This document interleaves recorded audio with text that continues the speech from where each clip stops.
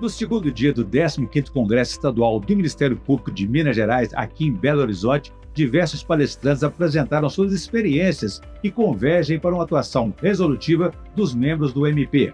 A promoção é da Associação Mineira do Ministério Público e o Conexão AMMP acompanhou tudo e conversou com os palestrantes.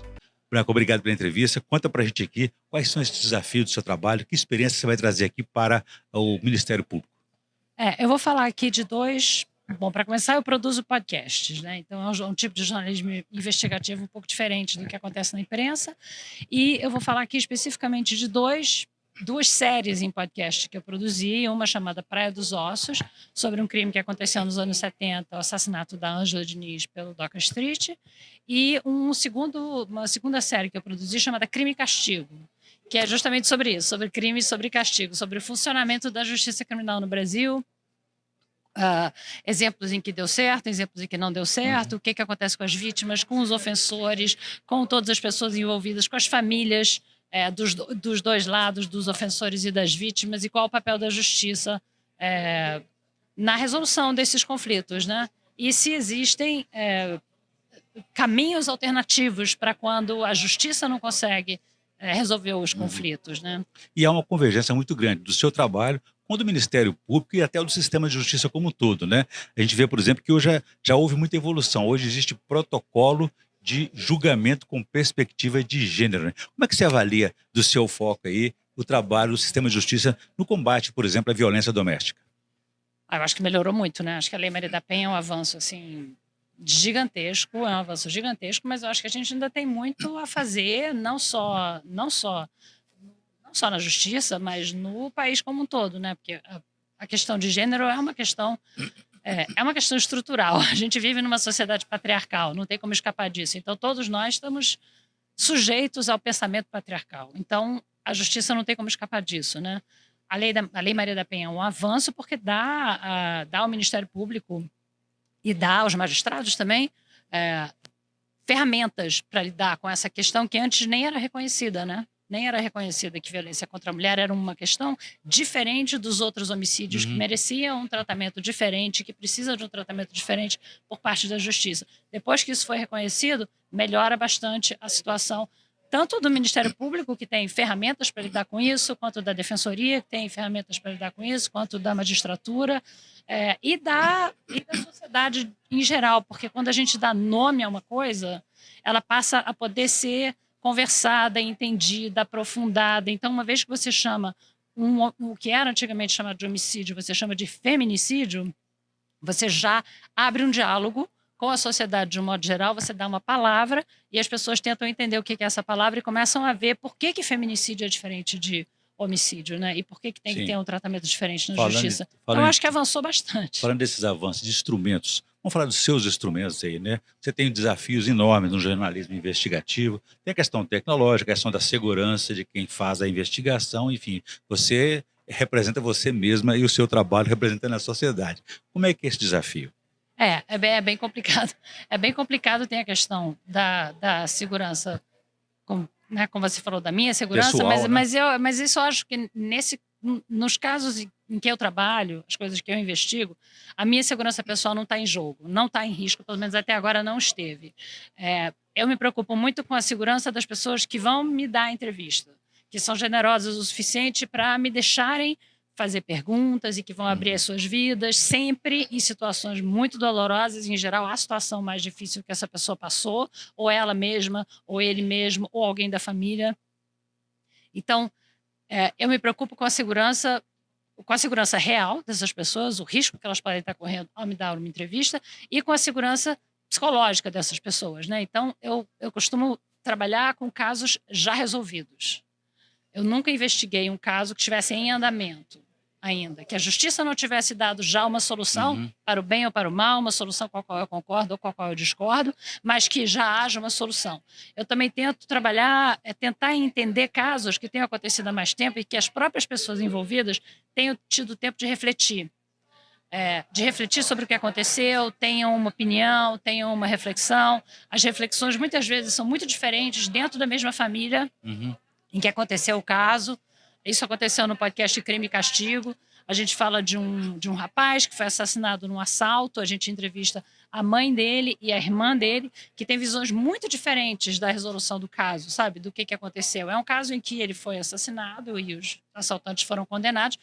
A mãe tem uma opinião, a irmã tem outra, mas é um caso que já aconteceu há alguns anos. Então, todas as duas já tiveram tempo para processar, para pensar sobre o assunto.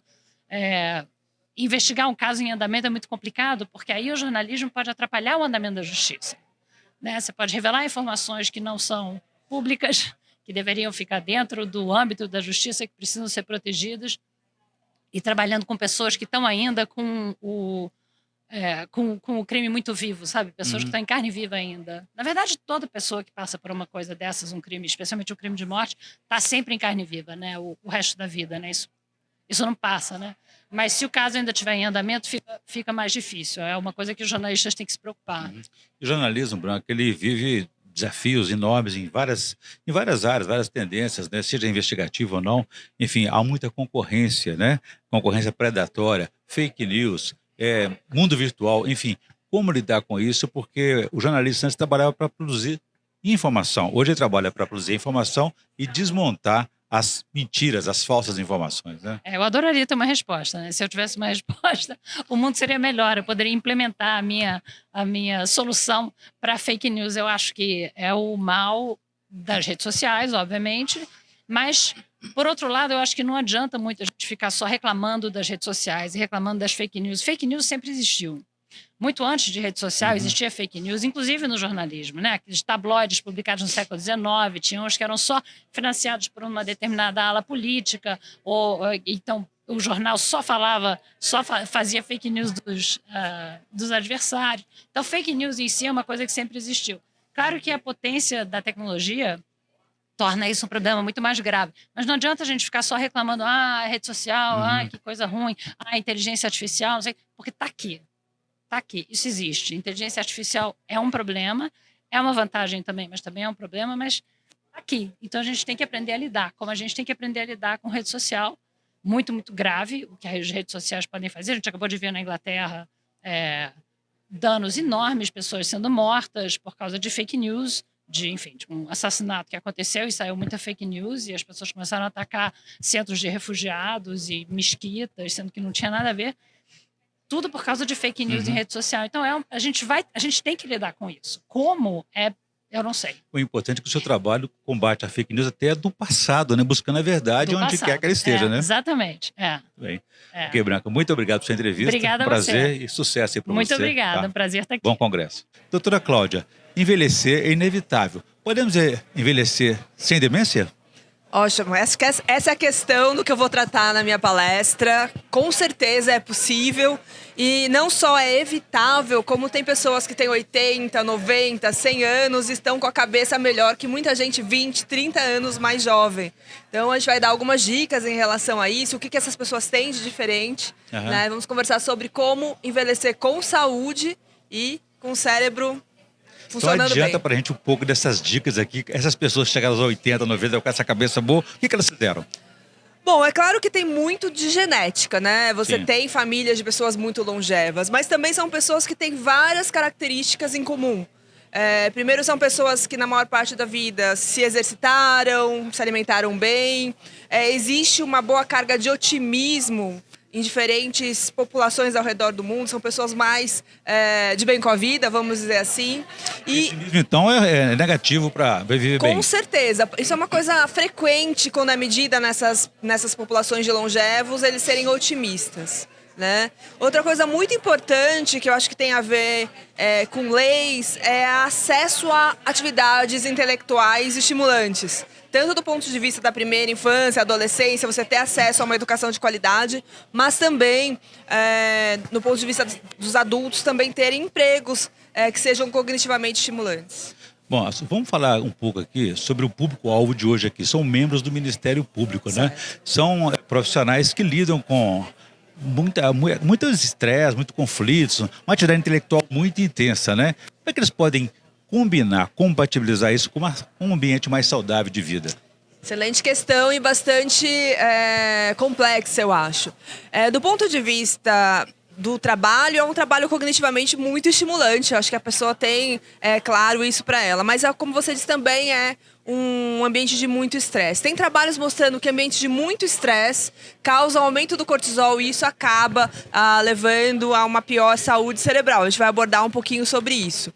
Tem um dos nossos trabalhos que foi feito aqui no Brasil com uma coorte grande de mais de 10 mil pessoas, mostrando que trabalhos com muito estresse, eles são, de certa forma, o efeito negativo no cérebro é contrabalanceado por um bom suporte social, uma boa rede de apoio. Eu acho que é nesse sentido, né? Delegar e dividir responsabilidades é muito importante em trabalhos como esse. Combinar atividade intelectual com atividade física também. Combinar a vida pessoal e não deixar que o trabalho seja dominante. Acho que o equilíbrio dizem que não existe, né? Mas colocar dentro do dia a dia uma boa quantidade de alimentação saudável, sono e uma alimentação adequada é muito importante. E a gente percebe, sabe, que há um envelhecimento da população, né? E cada vez maior, a longevidade também, mas os cuidados nessa fase da vida também são mais assim complexos, né?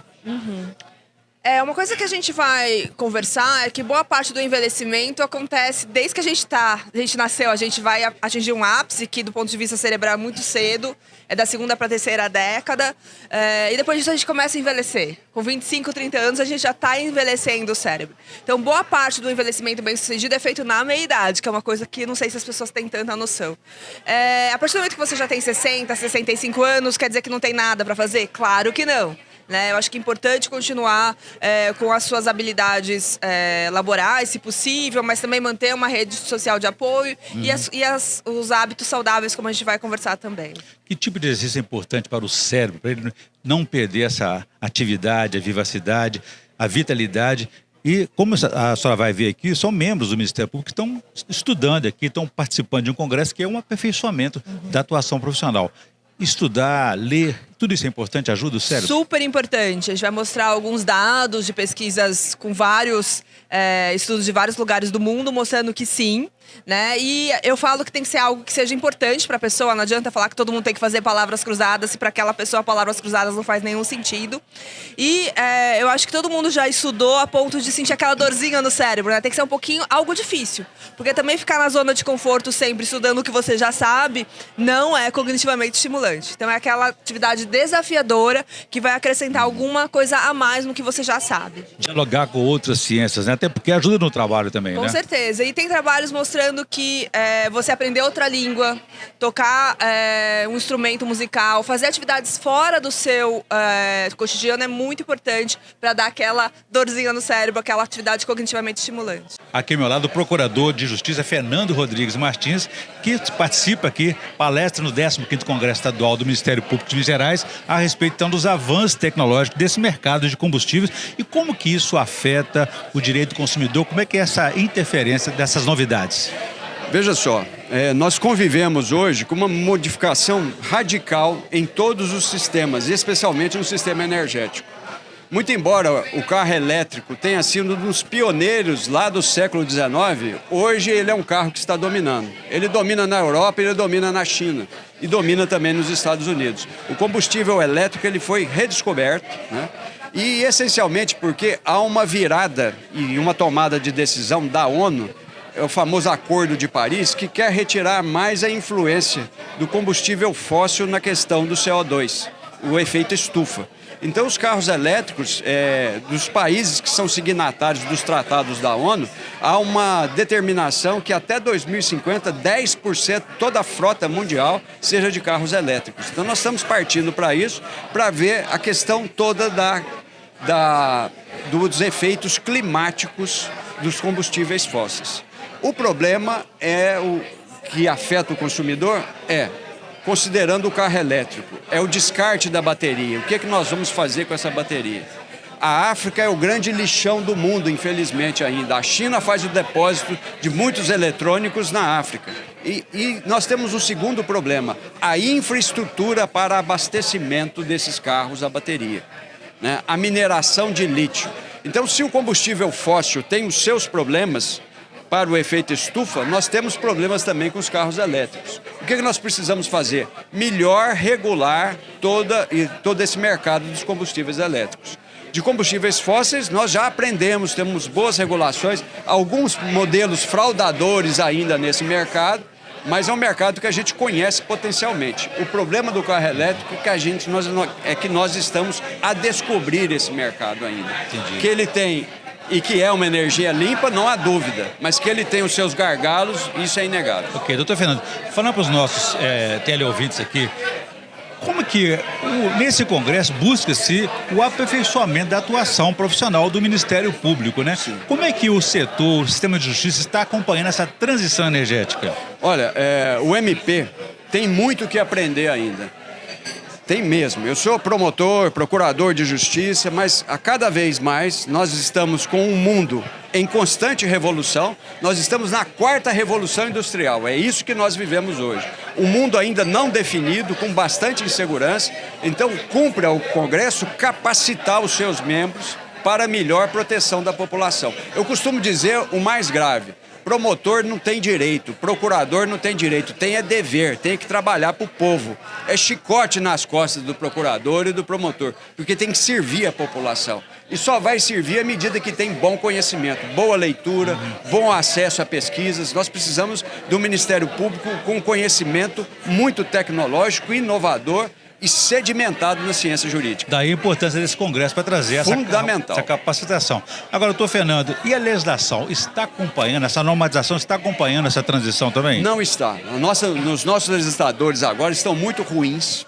Eles têm poucas leis boas para consumidor e leis que deixam um mercado que não é sério fazer as regulações dentro das agências. Nós precisamos de leis melhores. Vou dar um exemplo. A ANP, ela não anda ao lado dos bons fornecedores. Nós temos hoje uma regulação ruim da ANP no que respeita à bomba branca, autorizando uma concorrência desleal com os postos que recolhem impostos, com as distribuidoras sérias no país, e isso afeta especialmente o consumidor, especialmente no campo da responsabilidade civil.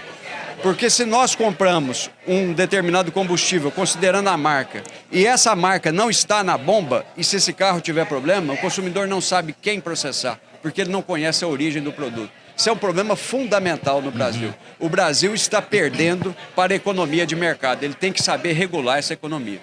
Para concluir aqui, doutor Fernando, o Congresso tem essa preocupação, essa pauta da atuação resolutiva. Isso se aplica bem nesses procedimentos, nesses desafios aí? Totalmente.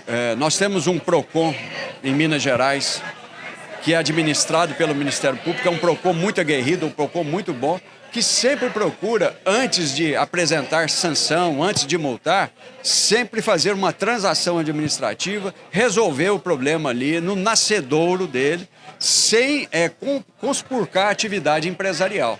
Nós precisamos da inovação, precisamos da tecnologia e precisamos de empresas. O mundo não vive sem empresa. A empresa é fundamental para os direitos do cidadão.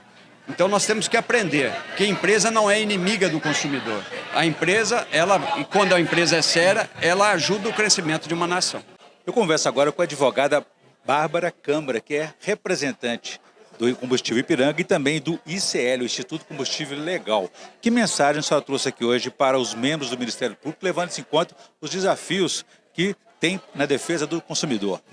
Bom, é um prazer participar aqui do 15º Congresso da AMP.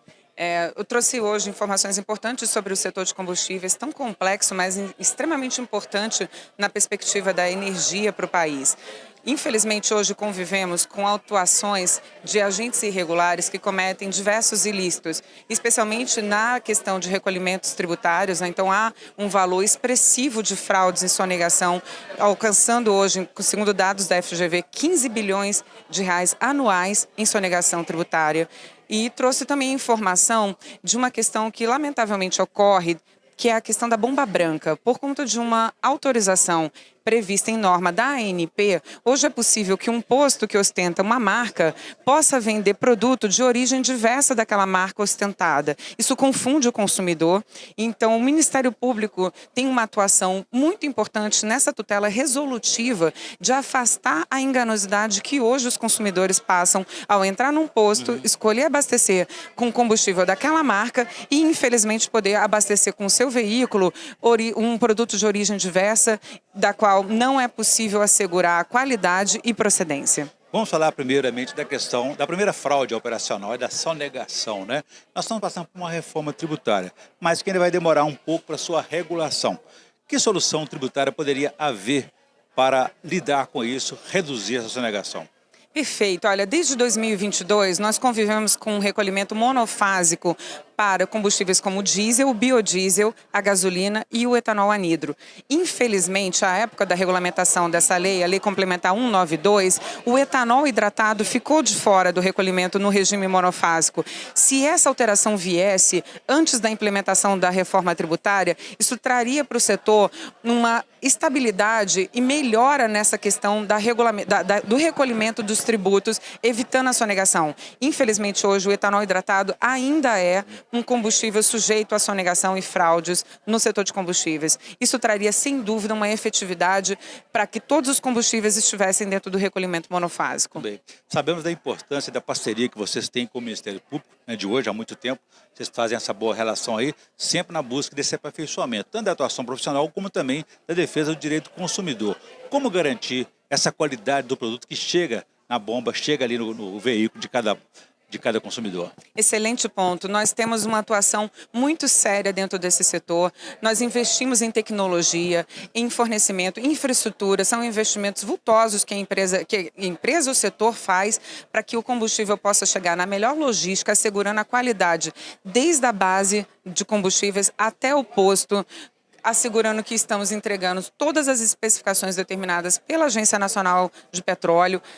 Investimos nessa perspectiva da logística, do treinamento e informação ao posto revendedor, ao parceiro revendedor, aos frentistas que trabalham dentro dessa dinâmica do fornecimento do combustível, e também temos o veículo oculto, né, que é o cliente misterioso, que faz uma amostragem de forma aleatória dentro do combustível, né, que é fornecido nos postos, para assegurar que a qualidade do nosso produto está saindo da base até o posto nas perspectivas e regulamentações que a companhia e que a ANP determina. Então, nós temos um comprometimento muito sério, todo o setor trabalha de forma muito dedicada para que essa infraestrutura do abastecimento e da logística dos combustíveis seja eficiente para que o país e os consumidores não fiquem sem combustível. Isso é uma iniciativa do chamado ganha-ganha, né? Isso. Se o setor se aperfeiçoa, melhora a qualidade do seu serviço, ganha o consumidor e diminui a litigiosidade, a carga processual no sistema de justiça. Exatamente. Sempre protegendo a tutela do consumidor, garantindo o abastecimento dos combustíveis no país e assegurando que essa segurança energética no movimento de transição energética, que a entrega do combustível ou da energia necessária para o perfil de demanda do consumidor seja atendido. E o Ministério Público é um parceiro nessa perspectiva, atento a essas regulamentações, atento ao cumprimento da lei e afastando desse setor os agentes que cometem ilícitos e irregularidades. E dentro dessa expectativa de vocês, dessa transição energética e o que vem por aí, e como que vai ser a atuação do ICL, por exemplo, daí para frente? Sem dúvida, o ICL está capitaneando discussões importantes nessa perspectiva. A gente participa da discussão para a regulamentação da figura do devedor contumaz, que hoje, infelizmente, ainda não está regulamentada em lei e afastaria esses maus agentes do setor que só negam tributos. Também participamos de discussões no PL do combustível do futuro, olhando para essa matriz de combustíveis, né, de biocombustíveis e de novas rotas tecnológicas, que será o futuro do abastecimento no país. Então, o ICL tem um papel protagonista nesse campo e as empresas, né, que são suas associadas, também discutem essa perspectiva com muita dedicação para que a gente construa aí um futuro no país, com uma sociedade com concorrência leal, um ambiente de negócios com previsibilidade e segurança jurídica. Bom, eu tenho o prazer agora de conversar com o presidente do Sindiestra, Luiz Márcio Viana, que está hoje palestrando aqui no 15º Congresso Estadual do Ministério Público de Minas Gerais. Que mensagem o senhor vai apresentar aqui para os membros do Ministério Público dessa importante relação que o setor tem com o Ministério Público há mais de 20 anos, né? É uma convivência de mais de 20 anos. São a associação dos membros do Ministério Público e o Sindicato da Indústria Mineral de Minas Gerais. Nesses 20 anos, nós tratamos de todos os temas e estamos juntos até hoje. Então, hoje nós somos os principais patrocinadores do Congresso do Ministério Público. Por quê? Porque o Ministério Público evoluiu do seu nascimento até agora para algo que nos interessa muito, que é o diálogo entre a sociedade, os empresários, empreendedores e o pessoal que cuida de seguir a lei. E com certeza também o setor de mineração aprendeu muito com o Ministério Público. Demais, demais, o que fez também que se aproximasse de outros setores da justiça em geral. Sistema de justiça como todo. Que atualmente também nós temos um bom entendimento com a AMAGES, que é a Associação dos Magistrados, no nível associativo. E estamos também nos preparando para sermos os patrocinadores principais do Congresso da AMAGES, que vai se dar em setembro desse ano ainda. Então, nós compreendemos essas duas entidades como promotoras da justiça e promotoras do entendimento e da resolução que precisa haver nos conflitos que houverem entre empreendedores, sociedade e governo, para que sejam mediados por nós todos e possam ser resolvidos de maneira rápida e eficiente. Mas, presidente, uma grande preocupação da sociedade é com a mineração sustentável. O que é isso hoje? Sempre foi para nós algo que a gente trabalhou em 3 pontos. Primeiro, segurança e sustentabilidade ambiental. Nós temos que chegar, achar um território e entregar como a gente chegou. Não há dúvida disso. A segunda coisa, é preciso competitividade. Se não houver competitividade, a gente não tem capacidade de fazer com que os recursos naturais sejam bem tratados e bem medidos e bem produzidos em termos de produtividade e que os nossos ganhos possam financiar as medidas de reparação que a gente tem que oferecer à sociedade. E o terceiro ponto é o seguinte: todos nós da sociedade temos que nos beneficiar da presença da mineração. Em Minas Gerais, os municípios de maior IDH são os municípios mineradores.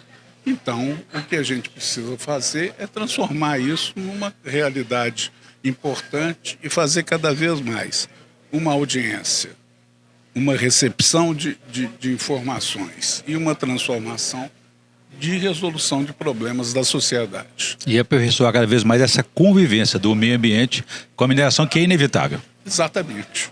Quer dizer, nós não podemos chegar, minerar, ir embora e deixar as coisas do jeito que ficaram. Nós temos que reconstituir o território e entregar à cidade que nos deu a licença social para operar da forma que ela precisa para desenvolver. Mas o desafio de sempre, presidente, é combinar, compatibilizar essa mineração, que é inevitável, com essa proteção do meio ambiente. A gente tem, além da proteção do meio ambiente e além da competitividade, a gente tem a função social da mineração. A mineração é o setor de maior IDH nos municípios de Minas Gerais. Então, é uma atividade produtiva para a sociedade também. Então, nós devemos sempre ter na cabeça de que podemos desenvolver a nossa atividade com muito convívio com a própria sociedade, com os órgãos que representam a sociedade e lhes garantem que os seus interesses e direitos sejam resolvidos. Aqui ao meu lado, a vice-presidente jurídica da CEMIG, Cristiana Fortini, que participou desse 15º Congresso Estadual do Ministério Público, trazendo uma mensagem para os membros do MP, lembrando que neste momento, está sendo discutida aí a atuação resolutiva. A primeira coisa que foi pensada na minha fala e que acho que consegui projetar foi a preocupação da CEMIG em, de fato, servir cada vez mais e melhor os nossos clientes. Nós estamos fazendo um investimento recorde nos últimos anos. um investimento que se traduz, obviamente, nessa prestação com mais qualidade, nessa prestação mais rápida, mais célere, na solução mais célere para os problemas eventualmente que surgirem. E também uma preocupação, para além dessa de mostrar os investimentos que fazemos, em identificar uma postura que seja uma postura mais resolutiva dos eventuais problemas que surgirem. Sejam problemas com os nossos clientes, discussões com a Defensoria Pública, com o Ministério Público, com os nossos fornecedores. Portanto, a busca de uma sustentabilidade também como forma de solucionar melhor os nossos problemas. E essa solução resolutiva, naturalmente, passa por mais diálogo, mais entendimento e menos litígio. Eu acho que a ideia de que o litígio é o canal para se, de fato, remover problemas, ela é completamente ultrapassada. Não se trata só de uma visão minha, especificamente, mas é o que se divulga na doutrina brasileira de direito como um todo. E a gente vê uma série de mudanças normativas e legais que caminham nesse sentido, na busca de uma solução. A própria alteração da lei de improbidade administrativa, permitindo acordos como uma forma de melhor buscar a solução para um problema anterior. E, naturalmente, nesse relacionamento que a empresa tem com o Ministério Público e o Sistema de Justiça, é importante essa aproximação, essa participação nesse momento, nesse contexto de aperfeiçoamento da atuação profissional. O que nós gostaríamos de deixar registrado é exatamente que a CEMIG está sempre aberta ao diálogo, à conversa, à costura, a uma negociação que possa atender melhor a coletividade. E o papel do Ministério Público é muito importante como guardião dos interesses difusos. E, consequentemente, essa porta aberta com o Ministério Público é também uma das nossas ferramentas de atuação. A própria atuação resolutiva trata-se de uma mudança de um paradigma, né? Com Quer dizer, certeza. essas mudanças de cultura estão em todos os setores e é importante que haja um aperfeiçoamento constante, permanente. Com certeza. Nós não fomos formados para buscar o consenso. Nós somos formados nas faculdades de Direito para o litígio. Essa é uma formação tradicional mais histórica. E o que tem acontecido é exatamente uma mudança paulatina, de entender que a briga, que dura anos, não resolve o problema de nenhuma das duas partes. Nem do autor da demanda, nem daquele que se coloca como réu, que fica aprisionado a uma demanda, que obviamente também é ruim. Portanto, tentar entender os lados dessa mesa, e são muitos, é uma postura que, obviamente, pode ser muito mais resolutiva e, de fato, definitiva do que a manutenção de ações que não têm fim. Também eu converso agora com a pesquisadora, professora Marilda de Paula Silveira, mestre, doutora pela UFMG em Direito Público. Hoje o tema aqui é Direito Eleitoral, né? E a senhora está participando do 15º Congresso Estadual do Ministério Público de Minas Gerais. Que mensagem, que alerta só vai trazer aqui para os membros do Ministério Público relativamente aí ao processo eleitoral? Bom, são muitos pontos importantes, né? Mas eu resolvi destacar aquilo que está acontecendo agora, que é o registro de candidatura, que começa no dia 15 de agosto, para o Ministério Público se atentar para aqueles casos em que não tem grandes oposições no município, em que um lado está um pouquinho mais solto, sem controle, para que ele fique atento sobre questões relacionadas à suspensão de direitos políticos, que às vezes não está no cadastro eleitoral, para que ele se atente para as questões relacionadas aos recursos nos processos, para a cota de gênero, para as convenções que aconteceram agora, para verificar data de ata, verificar se eventualmente não teve algum conluio, alguma fraude, se de fato foi realizado efetivamente com a presença dos convencionais, porque a gente está muito atento àquilo que acontece fora do processo eleitoral, mas o que acontece dentro dos partidos, se não for o Ministério Público para olhar, não tem ninguém que olhe. Até porque os partidos gozam de uma certa autonomia para essas indicações aí, até mesmo no caso de cotas de gênero, raciais. Como é que tem que ser essa atuação do Ministério Público? Tem que ser muito presente ali no município? Sem dúvida. O Ministério Público ele tem que atuar diretamente e contar também com a participação popular e eventuais denúncias, né? Então, instruir as pessoas de como participar é muito importante. O Ministério Público tem papel antes do registro acontecer, que é agora, no momento em que se faz a escolha dos candidatos, e essas atas foram juntadas até o dia 5, né? E durante o registro de candidatura, para verificar se as mulheres assinaram dizendo que sabem que são candidatas, que acredite se quiser, um número relevante de mulheres são lançadas e nem candidatas elas sabem que são. Seria o candidato laranja, né? A gente chama de candidatas laranjas ou candidatas fictícias. Saber se elas estão recebendo dinheiro, tem um prazo para distribuir esse dinheiro até dia 31 de agosto. São questões muito importantes que, se não forem fiscalizadas durante o processo eleitoral, depois que a vaca foi pro brejo, adianta muito pouco. É uma característica muito importante do direito eleitoral, desse sistema de justiça eleitoral, a agilidade. Durante a eleição e não depois, né? É isso. A gente tem um erro, me parece. Eu classifico de erro no processo eleitoral brasileiro, que é colocar muito do que acontece de errado na consequência de cassar o mandato. Cassar o mandato, realiza novas eleições, recalcula o resultado, e quem sofre é o eleitor. Ou que tem o seu voto suprimido, ou que depois perde a confiança na justiça e no processo eleitoral. Para isso não acontecer, o controle tem que ser durante as eleições e não depois. Como é que se encaixa a atuação resolutiva no direito eleitoral? Em tudo, na verdade. Porque se não houver controle, a gente vai ficar dependendo da oposição. E a oposição no processo político, ela nem sempre acontece. Sobretudo no mundo de hoje, em que a gente vive muitos acordos, quase que um universo só de conjunto político, de políticos, né? Então, o papel do Ministério Público, ele tem que ser assertivo e resolutivo no acompanhamento dessas questões para que isso aconteça durante o processo. Aqui ao meu lado, o promotor de justiça, Edson de Rezende Castro, advogado eleitoralista, especialista nesse tema de direito eleitoral. O senhor vai falar o que exatamente hoje para os membros do Ministério Público, levando-se em conta que a atuação resolutiva é o desafio? Exatamente. A nossa presidente Larissa me pediu que viesse falar sobre a resolutividade na atuação eleitoral do Ministério Público. Então, nós vamos abordar aqui com os colegas essa possibilidade de o promotor atuar preventivamente, buscando esclarecimentos à população, esclarecimento aos candidatos, aos partidos políticos, para evitar a prática dos ilícitos. As campanhas eleitorais sempre são marcadas por muitos ilícitos, compra de votos, inelegibilidades, abuso de poder, uso da máquina administrativa.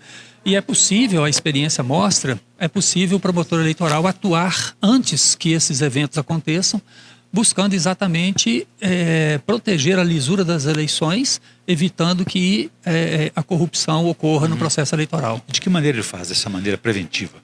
Nós temos alguns mecanismos. Temos, por exemplo, as reuniões, que em Minas Gerais experimenta isso há cerca de 20 anos que a gente faz, reuniões com esses agentes, né, com esses atores do processo, esclarecendo, advertindo quanto ao que a lei prevê e as consequências. Temos o instrumento da recomendação do Ministério Público, onde a gente expõe a matéria, mostra para esses atores qual é o entendimento do Ministério Público a respeito do assunto e quais são as penas previstas. E então esses são os principais instrumentos de atuação preventiva resolutiva. Também eu converso agora com o Procurador Regional da República da Primeira Região, Bruno Calabric. O senhor vem falar que eu sou da proteção de dados pessoais na persecução penal no 15º Congresso Estadual do Ministério Público de Minas Gerais. Que mensagem o senhor traz para os membros do MP aqui? Bem, eu vou falar de um tema que é bastante caro à nossa atividade, que é bastante controverso, até porque tem várias indefinições. E a minha ideia é trazer um pouco da pesquisa que eu desenvolvi ao longo dos últimos anos, que resultou na minha tese de doutorado e que deve ser publicada em breve como um livro nessa área, né? Então, a minha ideia é conversar um pouquinho sobre isso, que eu pesquisei, que escrevi, e auxiliar os colegas apresentando alguns parâmetros que eu identifiquei para que exerçamos essa atividade de proteção de dados pessoais no processo penal com eficiência. Eficiência de modo a proteger direitos fundamentais dos titulares dos dados pessoais e eficiência do ponto de vista da persecução penal do seu resultado útil, da justa sanção a quem tiver cometido um crime. É essa a ideia da exposição de hoje à tarde. Nós estamos tratando de uma atualização desse conhecimento diante de um congresso que busca, então, uma atuação resolutiva, né? Esse momento é importante, essa convergência, esse espaço de estudos e fundamental para a atuação do Ministério Público? Sim, o tema é relativamente novo no Brasil, embora já tenha mais de 40 anos fora daqui, né, na Europa e nos Estados Unidos.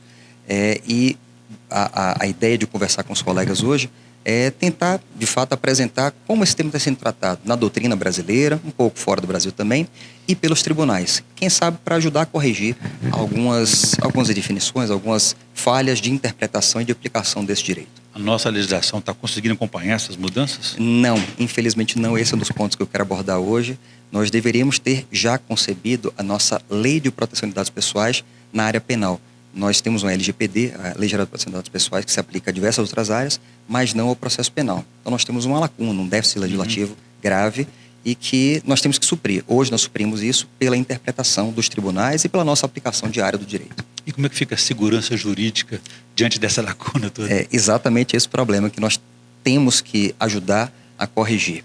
Com a interpretação técnica, né, com conhecimento sobre como a matéria se desenvolveu no Brasil e fora do Brasil, com conhecimento sobre os conceitos que esse tema envolve, e nem sempre tão simples de compreender.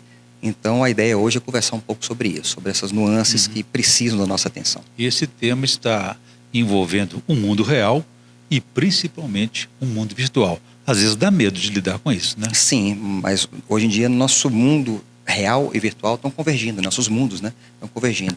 Os crimes praticados na internet são praticados lá e fora dele. A repercussão desses crimes é na nossa vida diária, no nosso dia a dia. Além disso, para os crimes cometidos no mundo material, há sempre e cada vez mais vestígios que estão guardados nesse mundo virtual.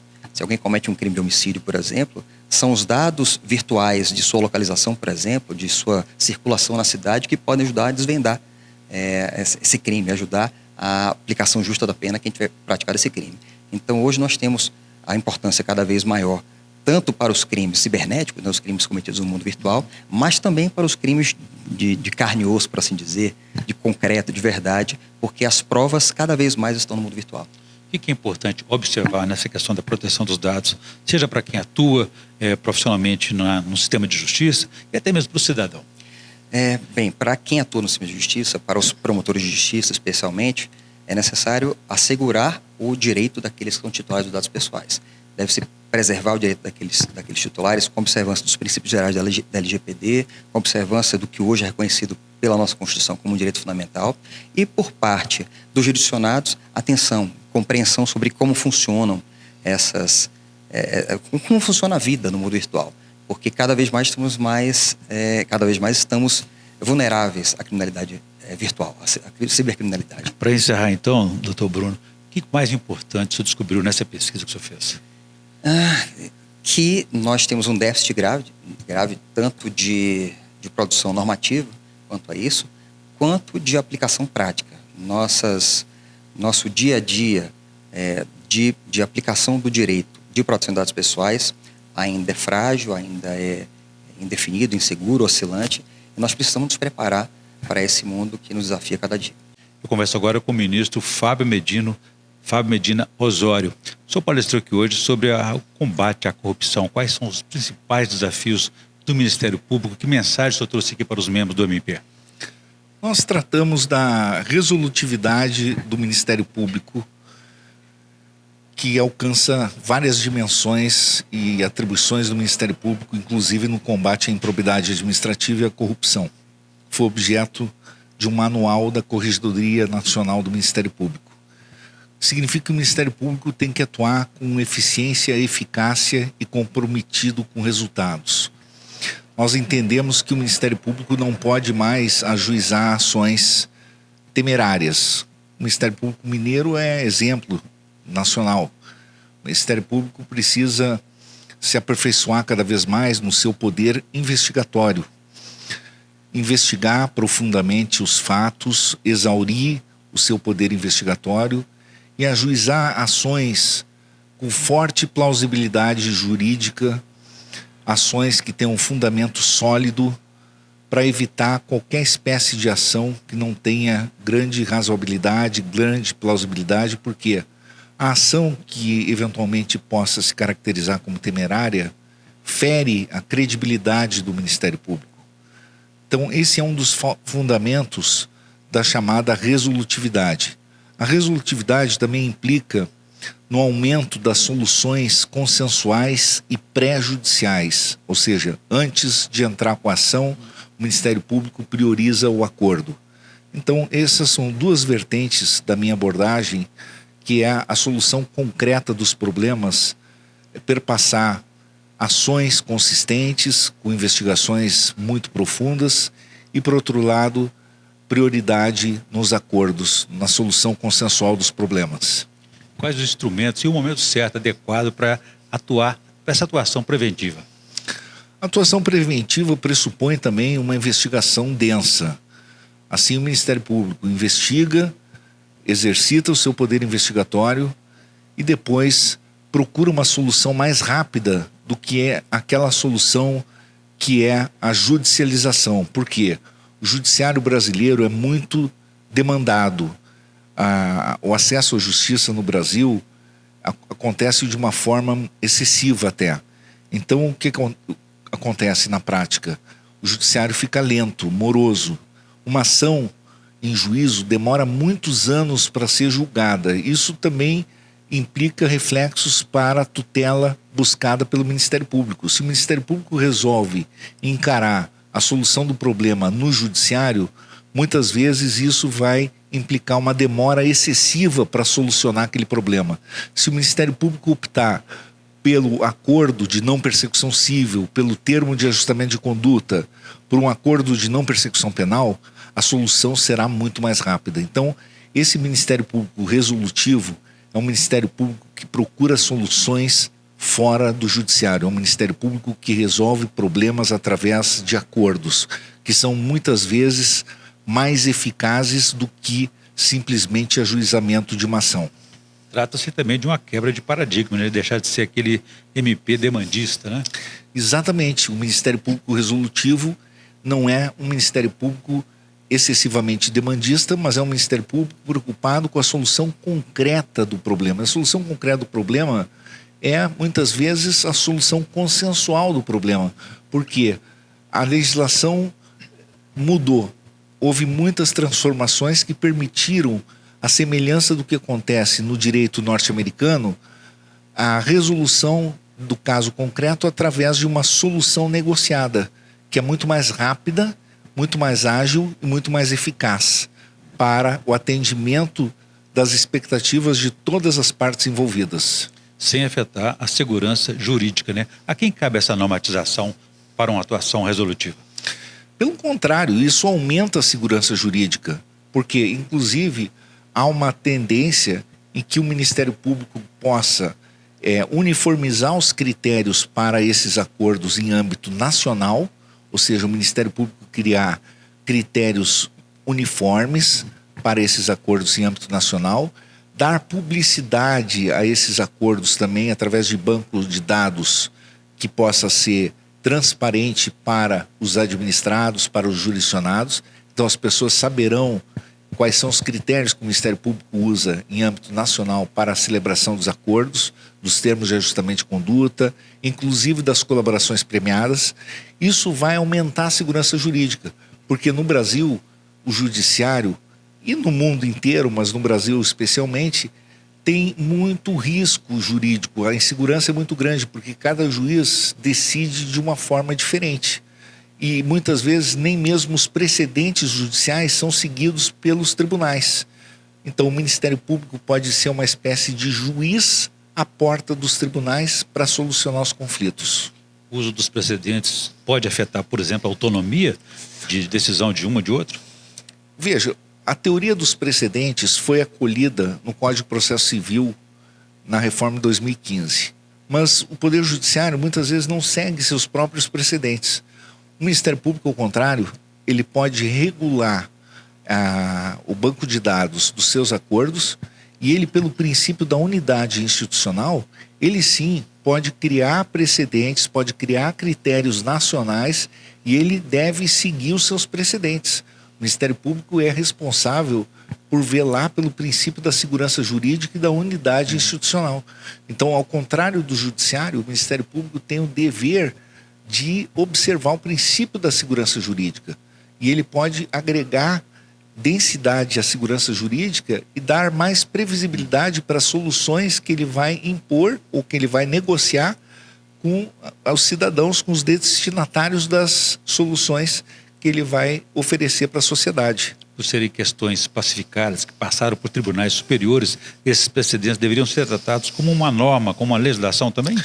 Deveriam, no Brasil deveriam, como foi o caso, digamos, da influência do direito anglo-saxão no Brasil, o direito norte-americano, o direito inglês, que é baseado nos precedentes, isso foi adotado na reforma do Código de Processo Civil 2015, que adotou a teoria dos precedentes. Ocorre que no Brasil, os precedentes muitas vezes não são observados pelos próprios tribunais. Muitas vezes nem o Supremo Tribunal Federal segue os seus próprios precedentes, o que cria uma crise de segurança jurídica no Brasil. Isso é lamentável, mas o Ministério Público, isso afeta a própria eficácia da atuação do Ministério Público em juízo. Por que essa resistência? A resistência aos precedentes? Veja, isso é difícil explicar. Talvez seja uma resistência cultural, porque o judiciário tem essa questão da independência dos juízes, eles mudam de opinião. Eles Seria uma interferência? Não, eles decidiram de uma forma, agora eles tinham um precedente outro conteúdo decisório num precedente anterior, de repente eles mudam de opinião, eles não se sentem vinculados nem aos próprios precedentes. Uma questão cultural. O Brasil não tinha tradição de julgar de acordo com precedentes. Agora acontece que o mundo inteiro, quer dizer, a cultura mundial está se atrelando à importância dos precedentes, porque o precedente ele traz segurança jurídica, porque ele traz mais previsibilidade. Então, enquanto o Brasil for refratário à cultura dos precedentes, na verdade, nós temos dois problemas. Primeiro, o Brasil ainda ser refratário à cultura dos precedentes. O segundo é o excesso, o volume de processos que o judiciário julga. Então, há uma dificuldade muito grande para o judiciário ter um timing correto para julgar. A justiça demora muito para julgar processo. E segundo, até para ler os processos. Os juízes têm dificuldade de ler no detalhe todos os processos que julgam. Então, isso afeta a advocacia, afeta as partes, afeta o mundo empresarial e afeta o Ministério Público também. Então, a tendência, veja, nos Estados Unidos, a maior parte dos problemas é resolvido fora do judiciário, porque o custo do judiciário é muito alto e o risco também é alto. Então, no Brasil, eu penso que a tendência deveria ser também começar a resolver os problemas fora do judiciário. Isso descongestionaria o judiciário e eliminaria esse risco tão alto de insegurança jurídica. Uma última questão, ministro. Nesse contexto de simplificação, de resolutividade, evitar processo, enfim, como é que o senhor vê nessa mudança de cultura o impacto da tecnologia, a inteligência artificial? Isso é um novo desafio também. Sim, a inteligência artificial ela deve agregar muita eficiência para o sistema jurídico, o sistema judicial, deve fornecer, digamos assim, uma racionalidade maior para o sistema, né, para bancos de dados, leitura inteligente de processos, de grandes volumes de processos, deve diminuir o tamanho de determinadas estruturas, deve dar maior racionalidade. Então ela vai oferecer uma revolução muito profunda em todos os sistemas. E no sistema jurídico não é diferente.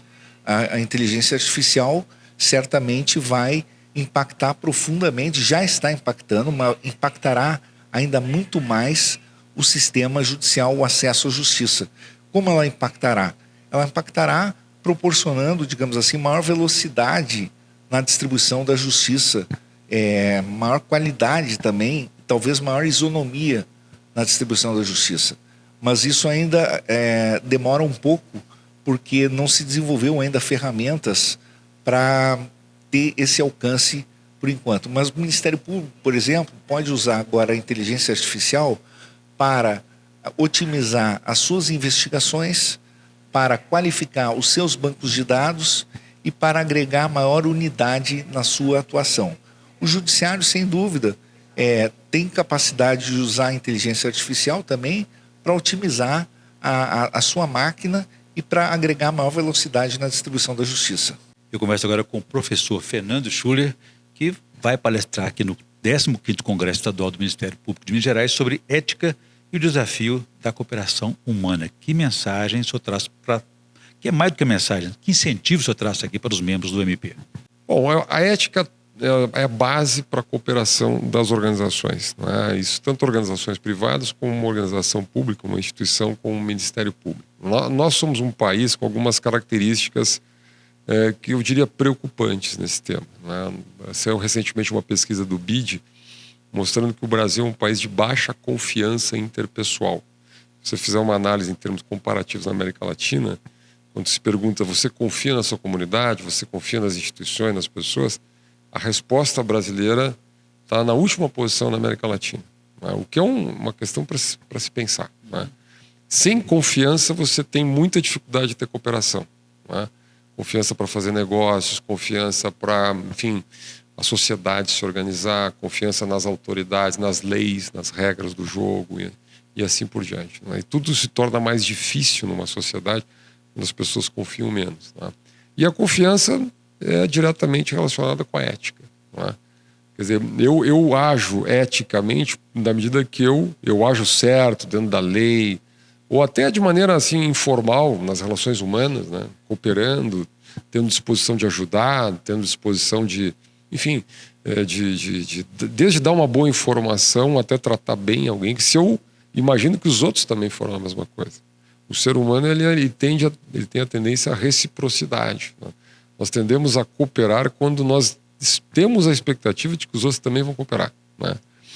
Então, a reflexão que eu vou trazer hoje é como nós podemos construir organizações que cooperem mais, né? Que desenvolvam laços de confiança, que desenvolvam um sentido de comunidade, né?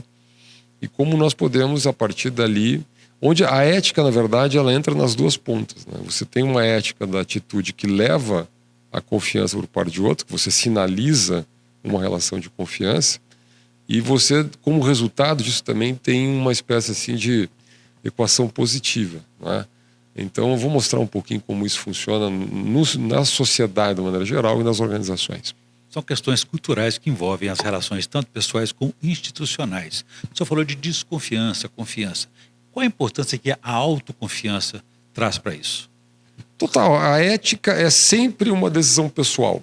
Sempre uma decisão pessoal. Eu digo sempre, eu vou, aliás, começar contando o mito platônico do Anel de Giges, né? Na República do Platão, no primeiro livro, há lá um diálogo do Sócrates com um grupo de jovens em Atenas, onde um dos jovens conta a história de Giges, ganhou um anel e se tornou invisível, né? E ele, sendo invisível, ele usou aquela invisibilidade para matar o rei e tomar o poder, né? Então, quer dizer, e aquilo é uma metáfora importante no mundo da ética. O que você faria se você pudesse ser invisível? Ou seja, se você não tivesse supervisão, se não tivesse ninguém olhando, se as suas consequências não tivessem, as suas ações não tivessem consequência, né? Nesse momento entra a questão da ética. Nesse momento entra um problema de decisão pessoal. A ética é aquilo que eu faço podendo não fazer, né?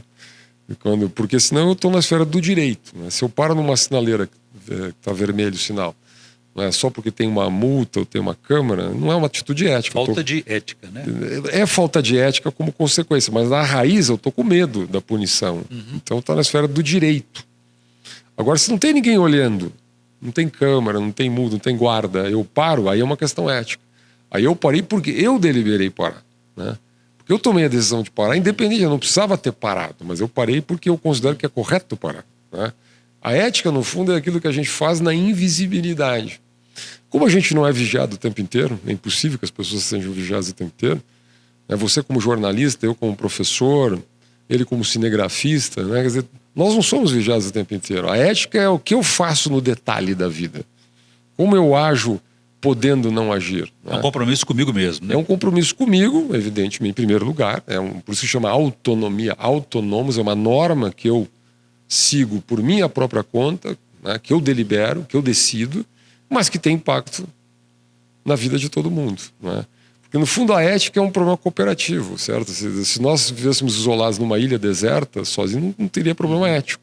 Robinson Crusoe não tem problema ético.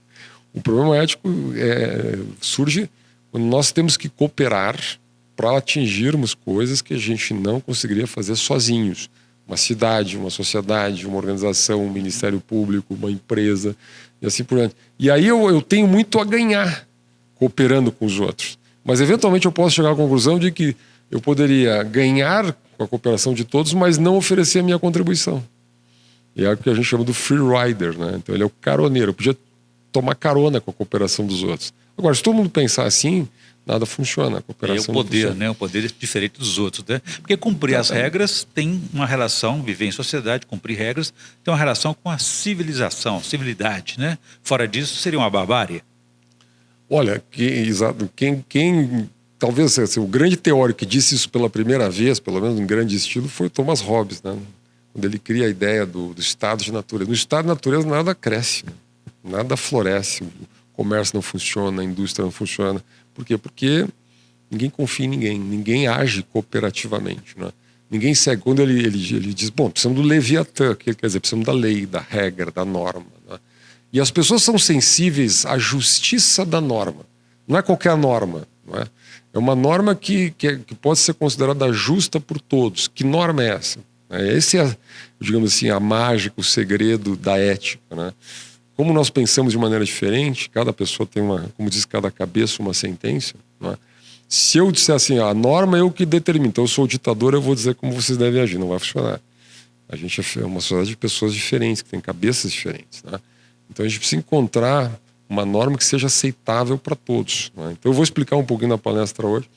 Que norma é essa? Como é que eu posso chegar a uma norma que seja aceitável numa sociedade feita por pessoas que pensam de maneira diferente? Uma dica só aqui. Eu preciso definir a regra do jogo, imaginando que cada um de nós, ou eu estou dentro do jogo, mas eu não sei qual é a minha posição no jogo. Existe uma bússola para isso chamada Constituição. Bom, a Constituição, digamos assim, ela já é o resultado de todo o processo lá na ponta, né? E a partir dali você tem um contrato. Que eu posso concordar com esse ou aquele artigo da Constituição, discordar de outros artigos, mas todos nós fizemos um contrato, né, dizendo que nós participaríamos desse jogo. Eu não sei qual é o resultado desse jogo, mas eu vou respeitar o resultado do jogo. Esse é o ponto ético. Se eu disser assim, eu só jogo se eu concordar com o resultado do jogo. Não mudar a regra do jogo no final do jogo, durante o jogo, né? Não pode. Se mudar a regra no meio do jogo, temos um problema, né? Quer dizer, isto é o lado bom, mas às vezes difícil. Porque a sociedade, ela funciona, de certa maneira, não é? Se todos entenderem que há um jogo onde eu preciso perder no curto prazo, de vez em quando, para ganhar lá na frente. Então eu vou por isso. Isso, no fundo, é como a vida, né? Mas ser ético afeta o direito de alguém, por exemplo? Porque qual que é o papel, então, do Ministério Público, do sistema de justiça como um todo, na hora de regular essas relações? Eu vejo o Ministério Público como uma instituição de defesa do interesse difuso da sociedade. O que é interesse difuso, né? Cada grupo de pressão na sociedade pode defender o seu próprio interesse, né? É natural isso. Você tem os lobbies econômicos, você tem os lobbies corporativos, você tem os grupos que têm visões diferentes. A minha impressão é que o Ministério Público é uma tarefa muito difícil, na verdade. Muito difícil, mas é uma tarefa que a Constituição deu ao Ministério Público, que é a advocacia do interesse difuso, que é o interesse de todos, da própria lei, de uma ideia de justiça, porque a lei muitas vezes não cobre todos os detalhes da vida. Então você tem que ter o bom senso, a razoabilidade, a visão da justiça, etc., né?